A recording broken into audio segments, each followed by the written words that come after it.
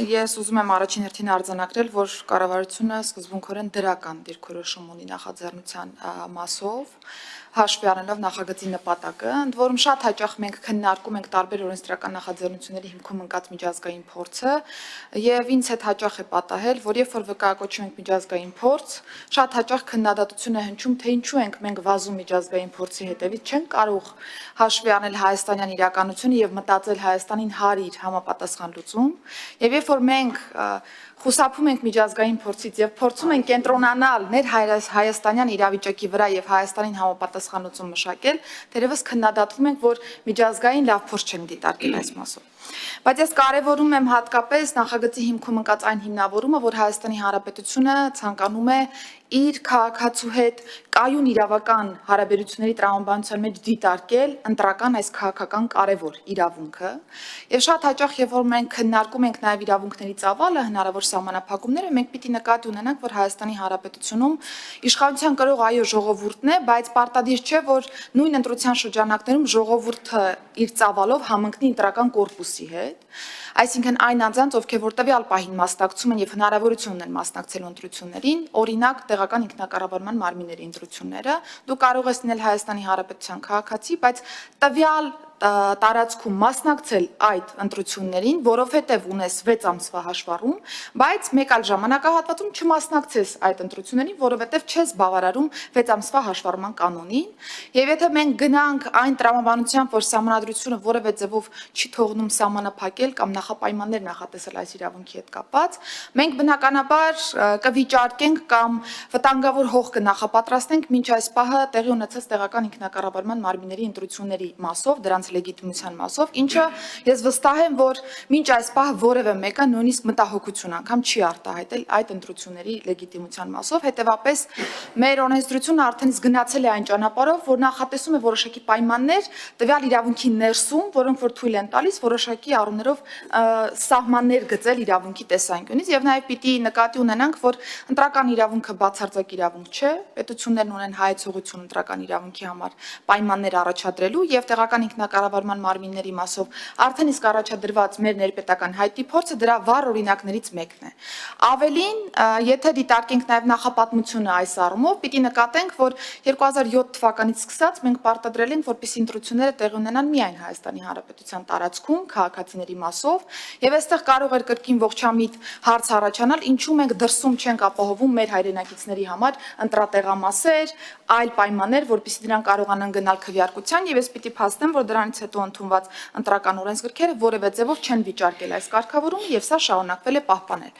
Սա սահմանափակում է, թե սահմանափակում չէ, սա պայման է, թե պայման չէ։ Սրանք հարցեր են, որոնք որ մենք կարող ենք անընդհատ բարձրաձայնել, բայց նույն տրամաբանության մեջ մեր քաղաքացիները կարող են դժգոհել եւ նշել, որ իրենք զրկված են ընտրական իրավունքից, կա իրենց նկատմամբ խտրական վերաբերմունք, օրինակ նաեւ գույքային դրությամբ պայմանավորված, որովհետեւ չեն կարող գնել տոմս եւ գալ Հայաստան եւ քվեարկել։ Եվ այսպիսի օրինակները բազմաթիվ են, բայց հաշվի առնելով ընտրական օրենքի ընտրելու իրավունքի ոչ բացարձակ բնույթը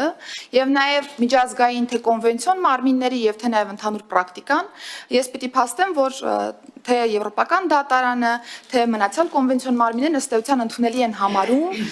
նստակեցության ցենզի նախատեսման հետ կապված կարգավորումները, որովհետեւ գտնում են, որ պետությունները նախ նորից եմ ուզում շեշտել, ունեն լայն հայեցողության շրջանակ եւ երկրորդը, եթե այսպիսի պայմանները կամ կուզեք անվանել սահմանափակումներ, չեմ ուզում մտնել բանավեճի մեջ այս երկու տերմինների մասով, եթե դրանք համաչափ են եւ կամայական չեն, դրանք կարող են տեղ գտնել օրենսդրության շրջանակներում եւ կարեւոր է նաեւ այն հանգամանքը, որ նստակեցության ցենզով որևէ մեկը իսպառ չի զրկվում ընտրելու իրավունքից, այն վերականգնվող բնույթ ունի, հետեւապես եթե անձը ցանկություն ունի գալու Հայաստան եւ ընտրելու իրավունք իրացնելու, ապա կարող է դա իրականացնել։ Եթե որևէ պահին չի կարողանում Հայաստանի Հանրապետության տարածքում գտնվել, ապա տվյալ ընտրությունների շրջանակներում հնարավորություն չի ունենա մասնակցելու ընտրություններին։ Սա կարճ ուղղակի անդրադարձ կատարեցի Սահմանադրականության տեսանկյունից հարցադրմանը, իհարկե Սահմանադրական դատարանն է, որ պիտի տա վերջնական գնահատական, բայց կառավարության դիրքորոշումն այն է, որ մենք որևէ ոչ իրավաչափ քայլի չենք գնում այս կարգավորումներով, հակառակը թույլ ենք տալիս, որպեսզի մենք իրական ժողովրդաիշխանության տրամաբանություն ունենանք Հայաստանի Հանրապետությունը, որովհետև Հայաստանի Հանրապետության քաղաքական կյանքը ի վերջո ծավալվում է Հայաստանի Հանրապետության տարածքում եւ այս տեսանկյունից կարեւոր է, որ ընտրելու իրավունք ունենան այն անձինք, ովքեր մասնակցում են այս քաղաքական կյանքին եւ կարող են ընտրություն կատարելուց հետո նաեւ վերահսկողական բոլոր գործիքներն օգտագործել եւ շարունակել հետևելու իրենց ընտրության արդյունքների եւ նաեւ որոշակի հարցեր բարձրաձայնելու, եթե այդպիսիք լինեն։ Հիմա կարճ անդրադառնամ կառավարության առաջարկներին։ Առաջինը մենք առաջարկում ենք դիտարկել սահմանվող ժամկետային միջակայքի ընդլայնումը, որպես ուղենիշ ընտրելով պասիվ իրավունքի համար նախատեսված ժամկետի կեսը 2 տարին 730 օր, իսկ այդ միջակայքում փաստացի ՀՀ-ում գտնվելու անհրաժեշտ ժամանակահատվածը կարելի է դիտարկել առնվազն 366 օրը։ Տիկին Ղազարյանի հետ էլ մենք աշխատանքային կարգով օրինակներ ենք քննարկել, հատկապես սեզոնային աշխատանքի մնացյալ թեմաների մասով եւ կարծում ենք, որ վերջին 2 տարվա ընթացքում 1 տարվա առնվազն 1 տարվա նստակեցության ցենզը կարող է համաչափ լուծում լինել այս տեսանկյունից եւ միաժամանակ սա այն միջակայքն է, որ իրականում պետությանը թույլ կտա հավաստիանալու, որ կա իրական կապ, այսինքն կա տևական ժամանակահատված, երբ որ քաղաքացին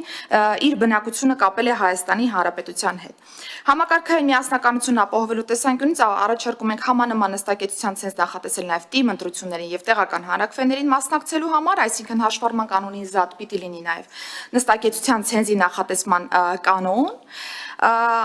Բացառությունների մասով արդեն տիկին Ղազարյանը նշեց, առաջարկում ենք, որ բացակայություններով, եթե դրանք կլինեն պայմանավորված դիվանագիտական ծառայություն անցնող անձանց ընտանիքի անդամ լինելու հանգամանքի հետ, ապա սա թույլատրվի որպես հարգելի բացառություն որպես այդպիսի եւ որոշակի տեխնիկական լուծումներ ենք առաջարկում, որոնք թույլ կտան երաշխավորել ընտրողների ցուցակների ձևավորման ժամանակ ռեգիստրի եւ սեկտի պատշաճ փոխգործելիությունը, որի արդյունքում մենք կկարողանանք ճիշտ ցուցակներ դուրս բերել ընդհանուր առմամբ եւ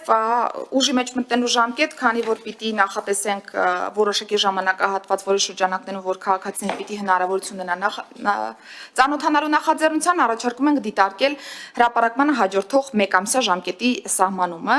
եւ մի հարցի ենք անդրադարձել, կարծում եմ ավելի ճշգրիտ կանդրադառնանք առաջին երկրորդ ընթերցման ձևաչափով, խոսքը վերաբերում է ռեզիդենտության ցենզի որոշարկմանը, որովհետեւ մեզ համար շատ կարեւոր է, որ օրենքով նախատեսվի այն մեխանիզմը, որը որ պիտի ստուգվի ժամկետը։ Գիտեք, որ այս պայդրությամբ մենք տարբեր հարցեր ունենք կարգավորման տեսանկյունից, այդ թվում երկքաղաքացիների մասով, որոնք կարող են օգտագործել այլ երկրի փաստաթղթեր, մուտք գործել Հայաստանի Հանրապետության փաստաթղթով եւ այսպես շարունակ։ Հետևաբար ունենք որոշակի լուծումներ նշмарված, բայց քանի որ կարիք ենք տեսնում բնականաբար նախ ներկառավարական մակարդակում քննարկելու մեր առաջարկը, այնուհետև նաև ազգային ժողովի գործընկերների հետ դիտարկելու արդյոք այն ընդունելի է թե ոչ, առաջին երկրորդ ընթերցման ռեժիմում առաջարկում եմ անդրադառնալ այդ հարցին եւ անպայմանորեն օրենքի մակարդակում նախատեսել որոշակի լուծում, որը որ նաև հնարավորություն կտա չեզոքացնել այն բոլոր ռիսկերը, որոնք կարող են բերել վերջնական ցուցակների վիճարկմանը կամ տարբեր մտահոգությունների առաջ քաշմանը։ Շատ կարճ թերևս այսքան հարգելի գործընկերներ, ինչ վերաբերում է տիկին Մինասյանի բարձրացրած հարցերին, առողջապահական նպատակով բացառությունները չի գրվել, կարծում եմ նախագծում հաշվի առնելով պասիվ ընտրական իրավունքի համար նախատեսված ընդհանուր